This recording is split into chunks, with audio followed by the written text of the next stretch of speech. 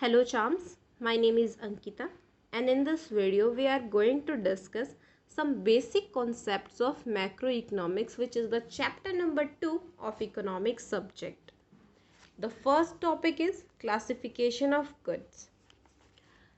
Classification of goods के सबसे पहले हमें समझना होगा गुड्स दो तरीके से क्लासिफाई होते हैं, फॉर सेल्फ कंजम्पशन पर्पस और for further production purpose. Guys, जो सेल्फ कंजम्पशन के लिए होता है हम उसे फाइनल गुड्स बोलते हैं, जो फर्दर प्रोडक्शन के लिए होता है हम उसे इंटरमीडिएट गुड बोलते हैं. गाइस देखो, सबसे पहले आपको ये चीज़ समझनी बहुत ज़रूरी है कि फाइनल गुड्स क्या है और इंटरमीडिएट गुड्स क्या है. उन्हें समझने के लिए आपको ये समझना बहुत ज़रूरी है कि इनकी कैरेक्टरिस्टिक्स क्या है. First of all we going to discuss the characteristics of final goods. Final good की पहली कैरेक्टरिस्टिक्स है इन्वेस्टमेंट के पर्पस के लिए गुड्स जो लिए जाते हैं हम उन्हें फाइनल गुड्स बोलते हैं, और जो आउटसाइड द प्रोडक्शन बाउंड्री होता है हम उसको फाइनल गुड बोलते हैं. The super most point guys, note it down, जो प्रोडक्शन बाउंड्री के बाहर होते हैं वो फाइनल गुड्स होते हैं. गाइज प्लीज़ यहाँ पे कंफ्यूज मत होना कि मैंने इन्वेस्टमेंट के पर्पस के लिए बोल दिया. गाइज इसके बाद हम इसको कैपिटल गुड में भी डाल देते हैं, वो मैं आपको अभी बताऊँगी. प्लीज़ इस वीडियो को आगे तक देखिए.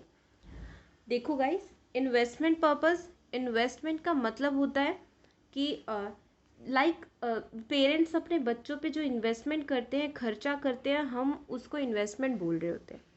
पेरेंट्स वो किस लिए कर रहे हैं? ताकि आपका फ्यूचर ब्राइट बन सके, आप सक्सेसफुल पर्सन बन सके, इसलिए वो आप पर इतना पैसा इन्वेस्ट कर रहे हैं, हम उसे इन्वेस्टमेंट बोलते हैं. ये तो हो गई ह्यूमन बीइंग की बात. अब हम करते हैं गुड्स की बात. गुड्स की बात यहाँ से कार, आपने इतने सारे पैसे की BMW खरीद ली. वो BMW ऐसा तो नहीं है ना कि आपने एक बार चलाई तो BMW भाई लोग खल्लास, अब BMW चलेगी नहीं. BMW और चलेगी, सालों साल आपको फ़ायदा देगी. इतना चमका के धमका के रखोगे, नई नई है, हाई ख़राब ना हो जाए, ऐसा. तो गाइस सब आप पता है ये वाला टॉपिक से हमेशा एक दो क्वेश्चन आते ही आते हैं. ट्रू फॉल्स में आ सकता है, फिल इन द ब्लैंक में आ सकता है, कैसे भी आ सकता है. वो आपसे पूछ सकते हैं बोर्ड वाले कि बताओ बच्चों की ये फाइनल गुड है या इंटरमीडिएट गुड है. तो चार्म्स प्लीज़ आपको इसे गलत करके आने की कोई नीड नहीं है. गाइज इन चार कैरेक्टर्स को याद रखो, दो इनकी आप अच्छे से कर लोगे. मैं आपको वीडियो के लास्ट में एक अच्छी सी वर्कशीट दूंगी, आप उसे करना. उसके बाद आप देख रहा क्या ये टॉपिक आपको समझ आया या नहीं आया. एंड गाइस, अगर आप इस वीडियो को अभी तक देख लें तो please like and share and subscribe कर देना for more videos. Now the next topic is intermediate good. Intermediate good की भी दो कैरेक्टरिस्टिक है, जो पर्टिकुलर प्रोडक्शन के लिए होता है और रीसेल पर्पस के लिए होता है. गाइस इस रीसेल को ऐसे चमका के लिख लेना, कोई दूसरे पेन से लिख लेना, रीसेल के लिए होता है. इंटरमीडिएट में गाइस आपको मैं रीसेल का ये करा देती हूँ, मैं आपको बता देती हूँ. देखिए, एक ये मैं यहाँ पे बना देती हूँ. ये एक टी स्टॉल है, ये है टी स्टॉल है. इसमें ये टी स्टॉल वाला जो यहाँ पे टी बना रहा होगा वो कहीं दूसरे बंदे से जाएगा, दूसरे बंदे के पास जाएगा. ये है दूसरा बंदा, बंदा नंबर ए, बंदा नंबर बी. गाइज ये टी स्टॉल वाला इसके पास जाता है और बोलता है भैया बी आप मुझे दे दो चीनी. ये भैया बी इसको चीनी दे देता है. ये कितनी सारी चीनी है. पैसे दिए, चीनी लाया, ये चीनी आ गई इसकी टी स्टॉल में.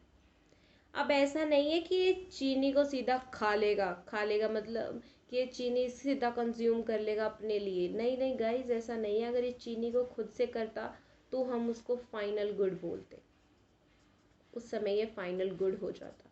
बट गाइज अभी इसने खुद खाया नहीं है, इस चीनी से ये बनाएगा प्यारी प्यारी टेस्टी चाय. गाइज वैसे मुझे चाय पसंद नहीं है, अगर आपको चाय पसंद है तो प्लीज़ कमेंट इट.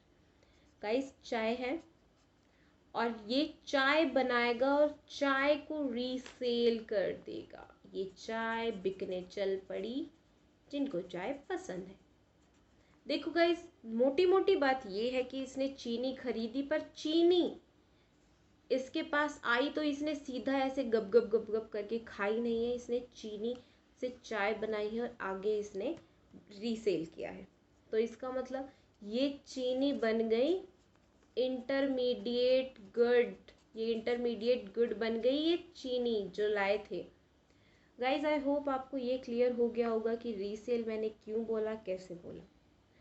गाइस अगला इंटरमीडिएट गुड की दूसरी है with in the production boundary होगा। गाइस देखो इसमें उल्टा क्या चीज़ है, इन्वेस्टमेंट पर्पस यहाँ पे कोई रीसेल नहीं हो रहा, इंटरमीडिएट में रीसेल हो रहा है आउटसाइड द प्रोडक्शन बाउंड्री, लेकिन इंटरमीडिएट तो with in the production boundary है, अभी तक वो पूरी तरह से कंज्यूम होने के लिए लायक नहीं है।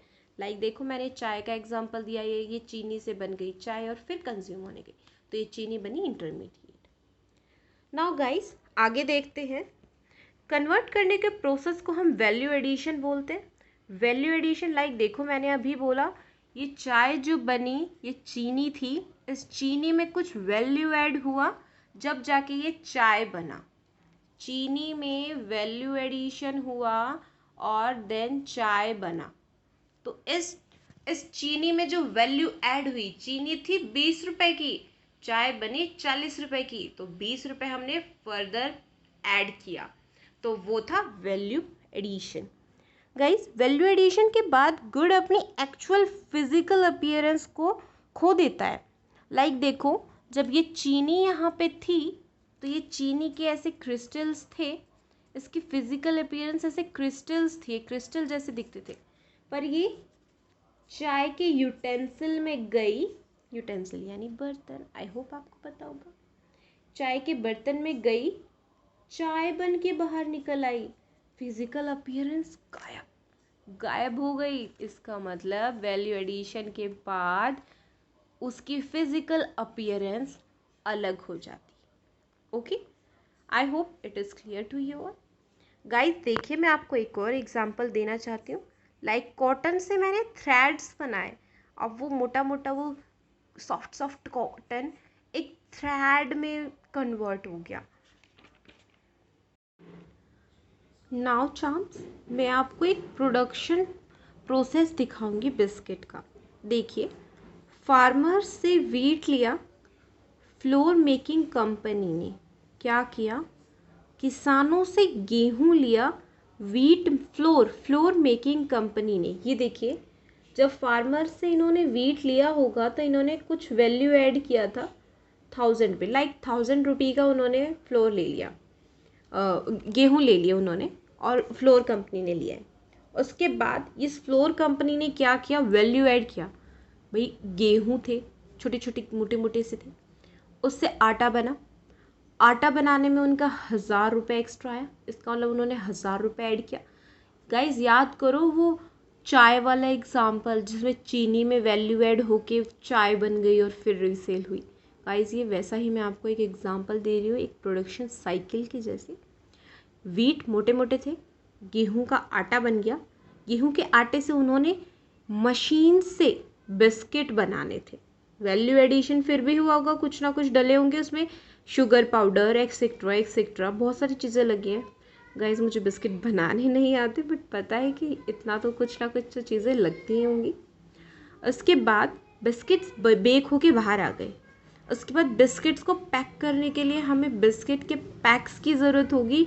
उन पैक्स के लिए मतलब यानी उनके लिए वैल्यू एडिशन हो गया। सिर्फ बिस्किट ऐसे थोड़ी लो भाई 1 रुपये का 1 बिस्किट, 2 रुपये का 2 बिस्किट, ऐसा तो होने वाला नहीं है।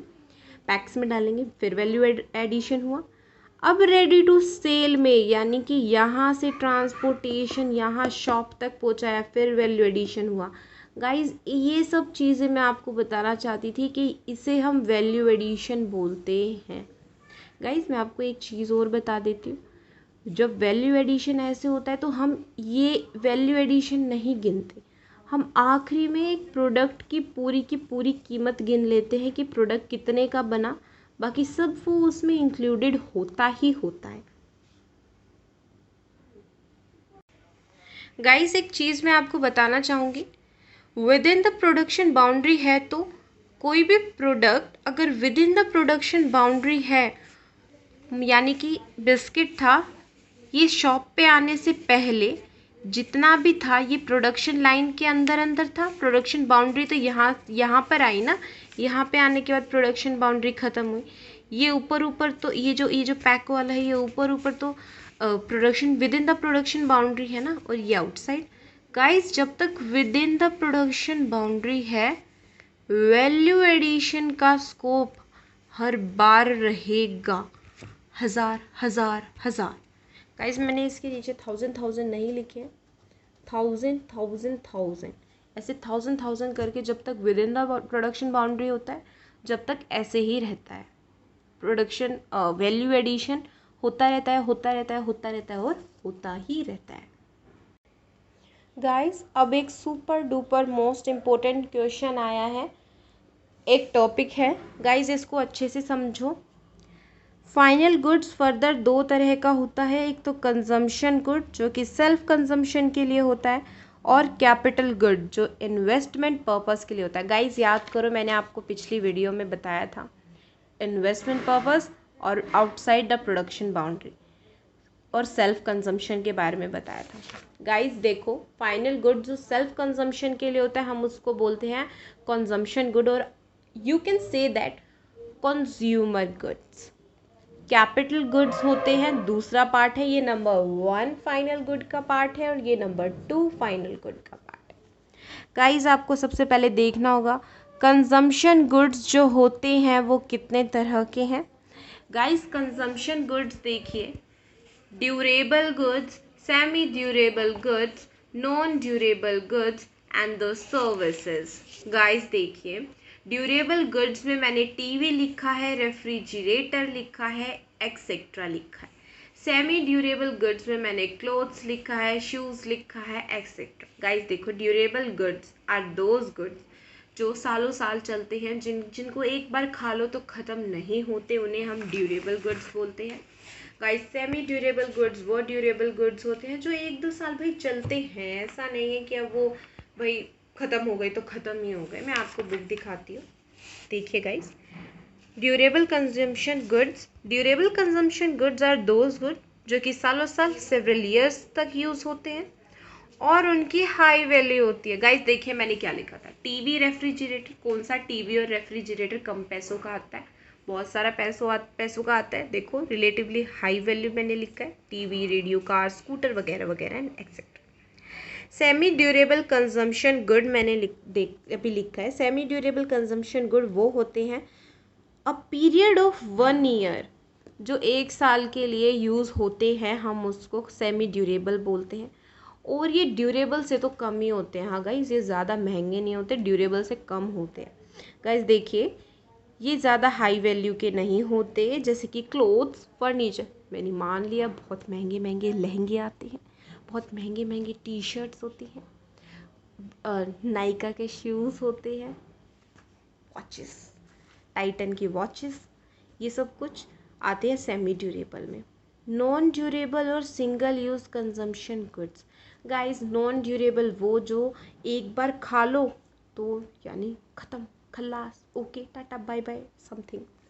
देखो सिंगल यूज़ कंजम्पशन गुड लिखा है जो कि एक बार यूज़ हो जाए तो बस गाइस समझो यूज़ हो गए, अब उनका कुछ नहीं हो सकता। एक्ट ऑफ कंजम्पशन एक ही बार खाने से ख़त्म हो जाते हैं, वो होते हैं ये गुड।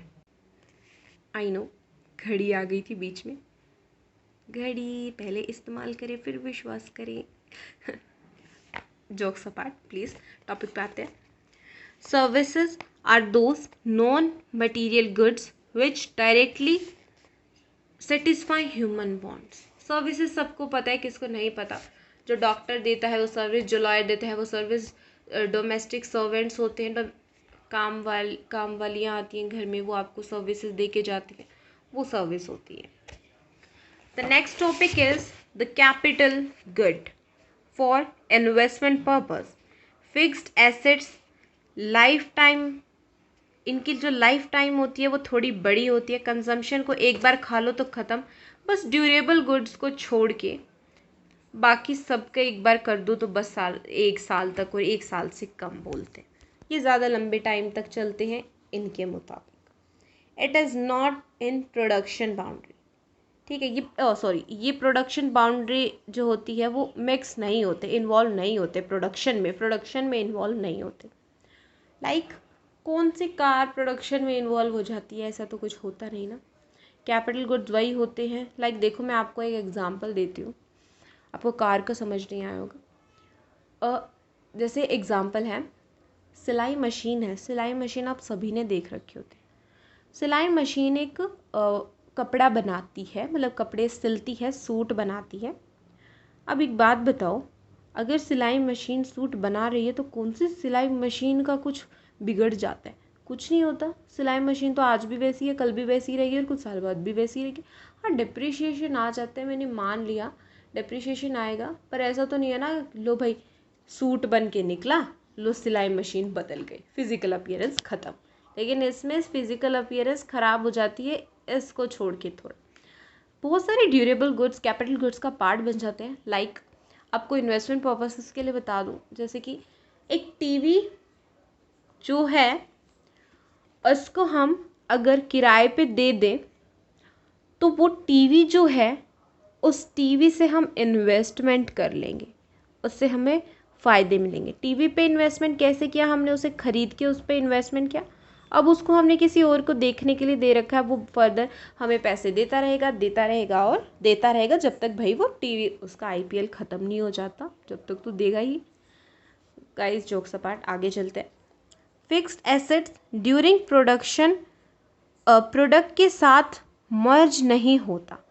फिक्स्ड एसेट्स जो होती है ना, वो मर्ज नहीं होती प्रोडक्शन में। मैंने आपको बता दिया था, जैसे सूट का एग्जांपल था, अभी मैंने बता दिया था कि मशीन बेचारी को कुछ नहीं होता भाई, वो वैसी की वैसी ही रहती। देखिए फिक्स्ड एसेट्स, मैं ये यही बता रही हूँ कि कैपिटल गुड्स में फिक्स्ड एसेट्स आती है।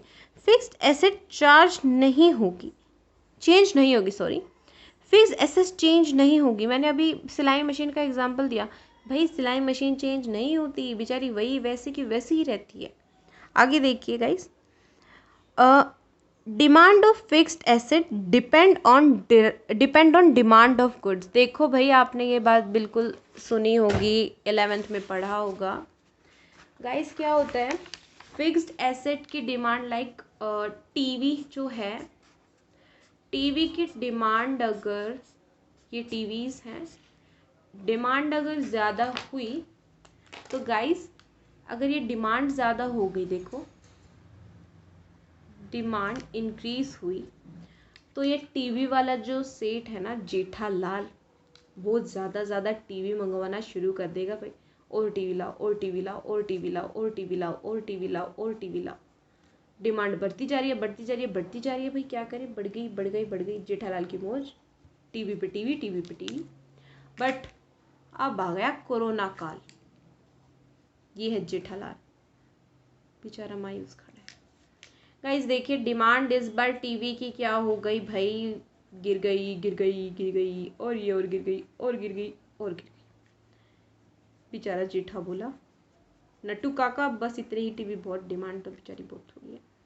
अब डिमांड नहीं तो टीवी नहीं, टीवी नहीं तो जेठालाल दुखी। गाइस ये दोनों केसेस हैं जो आपको समझने पड़ेंगे। डिराइव डिमांड यही होती है, डिमांड कभी ऊपर कभी नीचे, कभी ऊपर कभी नीचे। गाइस इसमें पॉजिटिव रिलेशन होता है, प्रोडक्शन में पॉजिटिव रिलेशन है विद डिमांड। गाइस प्रोडक्शन का डिमांड के साथ पॉजिटिव रिलेशन, आप देख लो ना, डिमांड ज़्यादा हुई, जेठालाल खुश, ज़्यादा से ज़्यादा टीवी मंगवाओ नट्टू काका। डिमांड कम हुई, टीवी कम कर दिए, जेठालाल बोला मायूस सा, नट्टू काका टीवी अब मोर मत लाओ, हमारा घाटा हो जाएगा, डिमांड तो कम हो गई, नई स्कीम सोचो। जोक सपाट। गाइस आगे चलते। गाइस देखिए, फाइनल गुड्स के लिए कुछ कंडीशन है, आपको फिल इन द ब्लैंक्स आ सकता है, तो ये आपको ये चीज़ प्लीज़ गाइस आप बिल्कुल नोट करके रखिए। मैं भी अपनी 12th में थी, मैंने ये नोट करके रख लिया था, इनफेक्ट मैंने तो सब कुछ नोट किया था, क्योंकि गाइस आप बिलीव नहीं करेंगे, मुझे इनसे बहुत फ़ायदा मिला था। मैं इकोनॉमिक्स से डरने वाली बच्ची वही, मैं बहुत डरती थी भाई इकोनॉमिक्स से। इकोनॉमिक्स में मेरा इतना कुछ खास इंटरेस्ट नहीं था, पर हाँ मैं कर लेती थी। बट हाँ, आपको गाइज ये सब कुछ नोट करना चाहिए, तो वेल एंड गुड है, आपको बहुत ज़्यादा बेनिफिट मिलने वाला। Let's come on the topic. Condition for final goods, either good are used for self consumption और for investment purpose. Guys final good की मैंने आपको दो कैटेगरी दिखा दी थी, जो कंजम्पशन के लिए हो, जो इन्वेस्टमेंट के लिए हो। याद कर लो, जो कंजम्पशन के लिए हो, जो इन्वेस्टमेंट के लिए हो। कंजम्पशन सेल्फ कंजम्पशन होगा जब ही वो कंजम्पशन गुड होगा, कंज्यूमर गुड होंगे। लेकिन अगर वो किसी और को कंज्यूम करने के लिए दे दिया और उससे आपको पैसे मिल रहे हैं, इन्वेस्टमेंट के कर लिए उसके लिए, तो आपको उसको हमें दूसरे यानी कि कैपिटल गुड में डालना पड़ जाएगा। गाइज आई होप दैट ये टॉपिक आपको क्लियर हो गया होगा। आगे देखिए प्लीज़, ये दो कंडीशन नोट कर लो गाइज, स्क्रीनशॉट ले लो। Okay, condition for intermediate good use for further production. Guys मैं आपको पहले बता चुकी हूँ, चाय वाला एग्जाम्पल फर्दर प्रोडक्शन के लिए यूज होगा। ये देखिए, resale purpose and for further production और outside within the production boundary. Sorry guys, देखिए फर्दर प्रोडक्शन के लिए यूज़ होगा और रीसेल पर्पस के लिए यूज़ होगा। गाइज ये सबसे जिसे बोलते हैं ना धांसू पॉइंट, ये धांसू पॉइंट था मेरे टाइम पे। गाइज ये पॉइंट बहुत ज़्यादा कंफ्यूज करता है, एंड बिलीव मी वो चाय वाला एग्जाम्पल आ गया था मेरे टाइम पे। तो चाय वाला एग्जाम्पल, शुगर बोल दिया उन्होंने, शुगर का एग्जाम्पल है, इस तरीके से मुझे बना के दे दिया। गाइज मैं टोटली कंफ्यूज, लेकिन फिर मैंने दिमाग पे स्ट्रेस डाला, मैंने याद किया आखिर नोटबुक में क्या था, और मैंने फिर सोचा कि अरे ये तो वही टॉपिक है, जल्दी से इसको कैपिटल गुड लिख डालो। मैं तो लिखाई थी कैपिटल इंटरमीडिएट गुड मैं लिखाई थी। गाइज मैं आपको एक चीज़ क्लियर करना चाहती हूँ, मैंने जहाँ पे ये बताया था कि फिक्स्ड एसेट्स की जो डिमांड होगी वो डिमांड जो होगी जैसे इंक्रीज़ होगी, तो जैसे देखो प्रोडक्शन इंक्रीज़ करना पड़ेगा अगर डिमांड इंक्रीज़ होगी। गाइज आपको मैं एक और चीज़ बता रही हूँ, प्लीज़ इसे ध्यान से सुनो। इंटरमीडिएट गुड्स जो है उनकी डिमांड भी डिराइव डिमांड होती है। गाइज एग्जांपल देखो, आपको इससे क्लियर हो जाना चाहिए। जितने पिज़्ज़े की डिमांड होगी, पिज़्ज़ा किस किस को पसंद है, आई होप आप सभी को पिज़्ज़ा पसंद होगा, मुझे भी है भाई, पिज़्ज़ा तो है ही ऐसी चीज़ सबको पसंद होती है। पिज़्ज़े की डिमांड अगर जितनी ज़्यादा होगी ना, उतना ही रॉ मटेरियल चाहिए होगा। रॉ मटेरियल हमें उतना ही चाहिए होता है जितने पिज़्ज़े की डिमांड होगी। लाइक 200 पिज़्ज़े का ऑर्डर आ गया, 200 पिज़्ज़े के अकॉर्डिंग रॉ मटेरियल दो हमें। लेकिन अब बेचारी भाई मार्केट चल रही है डाउन, 100 पिज़्ज़ा लाओ भाई, कोरोना काल, 100 पिज़्ज़ा लाओ, 100 पिज़्ज़ा उस अकॉर्डिंग रॉ मटेरियल चाहिए होगा। गाइज हमें रॉ मटेरियल तो उसी के अकॉर्डिंग चाहिए। तो गाइज इस चीज़ का भी ध्यान रखना, हमने इंटरमीडिएट के टाइम पे रॉ मटेरियल पे फोकस किया है, पर कैपिटल गुड यानी कि हमने फिक्स्ड असेट के टाइम पे गाइस हमने प्रोडक्शन पे फोकस किया था। ये देखिए प्रोडक्शन पे फोकस। गाइस मैं अब आपको एक super duper most important topic कराने जा रही हूँ, वो टॉपिक आप देख लीजिए। Use with in that accounting year. देखो गाइज क्या होता है, ये टॉपिक है आपका आज की वीडियो का लास्ट टॉपिक। प्लीज़ गाइज इसको अच्छे से समझो। अगर आपको ये समझ आ गया तो भाई मैंने जब ये टॉपिक समझा था ना, तो गाइज मैंने ये टॉपिक सबसे पहले जाके अपनी मैम को बताया था, मैम ऐसे होता है ना ऐसे होता है, और बन गई मैं तो थी इंटेलिजेंट, सॉरी अच्छा जॉक। गाइज देखो क्या मैं बोलना चाह रही हूँ। अगर एक चौक का डिब्बा लो गाइज, ये है बहुत सारे चॉक्स, ये है इनका डब्बा। गाइज अगर ये चॉक्स पूरे अकाउंटिंग ईयर में फिनिश हो जाते हैं ना गाइज, ये देखिए, मैं आपको अच्छे से दिखा देती हूँ। गाइज अगर ये चॉक्स अगर अकाउंटिंग ईयर में ख़त्म हो जाते हैं ना, तो फिर ये चॉक्स हमारा होगा फाइनल गुड। फाइनल गुड की दोस्तों मैंने आपको दो कैटेगरीज बताई हैं। देखो गाइज अगर ये स्कूल में पढ़ाने के लिए चॉक्स हैं, तो अब आप मुझे बताओ ये कौन सा गुड होगा। और अगर घर पे मैं अपनी छोटी बहन को पढ़ाने के लिए यूज़ कर रही हूँ, तो वो कौन सा गुड होगा। गाइस देखिए, मैं अपनी छोटी बहन को पढ़ाने के लिए यूज़ कर रही हूँ, यानी मैं खुद के लिए कंजम्पशन कर रही हूँ, नो इन्वेस्टमेंट। इसका मतलब कौन सा गुड हो गया, कंज्यूमेबल गुड। गाइस ये है कंज्यूमर गुड या कंजम्पशन गुड। गाइस लेकिन देखिए, मैं अगर यहाँ पे स्कूल में पढ़ाने के लिए यूज़ कर रही हूँ ना ये चॉक्स, ये हो गया इन्वेस्टमेंट पर्पस, तो ये होगा मेरा capital good. Capital good. Guys अगर ये अकाउंटिंग ईयर में ख़त्म हो जाते हैं और मैं कंजम्पशन के लिए, अपना कंजम्पशन के लिए ये चॉक्स यूज़ कर रही थी, तो गाइज मैं इसको कंजम्पशन गुड बोलूँगी। पर अकाउंटिंग ईयर के बाद अगर मेरा 2-3 चौक अगर बच जाते हैं, भाई वो अगले साल यूज़ होंगे, तो वो मेरा कैपिटल गुड बन जाएगा। कैपिटल गुड होते ही इन्वेस्टमेंट के लिए हैं, वो आगे यूज़ होंगे। लाइक गाइज मैं आपको एक बहुत सीधा सा एग्जांपल देती हूँ, बहुत बहुत इजी एग्जांपल। गाइज देखिए, कॉफ़ी मेकिंग कैफ़े था, उसने 200 ग्राम शुगर परचेज किया। 150 यानी 150 यूज प्रेजेंट अकाउंटिंग ईयर। 150 जो ग्राम वो थी शुगर थी, उन्होंने क्या किया, यूज़ कर लिया अकाउंटिंग ईयर में। देखो गाइज मैं मैंने यहाँ पे फाइनल गुड यानी कंजम्पशन गुड के साथ आपको समझाया, बट नाउ मैं अब आपको इंटरमीडिएट के साथ समझा रही हूँ। गाइज इंटरमीडिएट मोर इम्पोर्टेंट है देन दिस। कंजम्पशन के वाला पॉइंट ऑफ व्यू से आपको बहुत रेयर पूछा जाएगा, पर इंटरमीडिएट के लिए आपको पूछा जा सकता है। तो गाइज आप ये देखिए, 150 अगर with in the accounting year use हो गया, देन गाइज देखिए 150 अकाउंटिंग ईयर में यूज हो गया।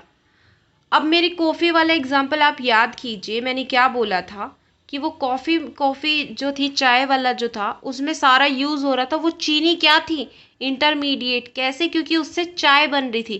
कैफ़े में भी कॉफ़ी बनेगी शुगर से। अब देखिए गाइस, ये जो शुगर है वो 150 यूज़ हो गया, तो वो इंटरमीडिएट गुड, क्योंकि कॉफ़ी बिकेगी ना कि शुगर। एंड गाइस ये 50 ग्राम जो बच गया, उसे हम बैलेंस शीट में रिकॉर्ड कर लेते हैं एज अ स्टॉक की तरह रिकॉर्ड कर लेते हैं कि भाई ये तो अगले साल कंज्यूम होगा। हम उस जो वो कंज्यूम होगा ना, उसको अगले साल यूज़ होगी इनकम अर्न करने में, इसलिए हम उसको कैपिटल गुड बोलेंगे। गाइस आई होप आपको ये वीडियो बहुत अच्छी लगी होगी। बहुत डिटेल्ड वीडियो है गाइस, मैंने इस वीडियो के लिए काफ़ी मेहनत किया है। एंड आई होप अगर आपको एक भी क्वेश्चन में ऐसी क्वेरी है जो आपको लग रहा हो कि मुझे क्वेश्चन समझ नहीं आ रहा है, या फिर मैम ने ये क्या पढ़ा दिया मेरे को समझ नहीं आया, तो guys please let me know, मेरे को बताओ, मैं आपका क्लियर करूँगी।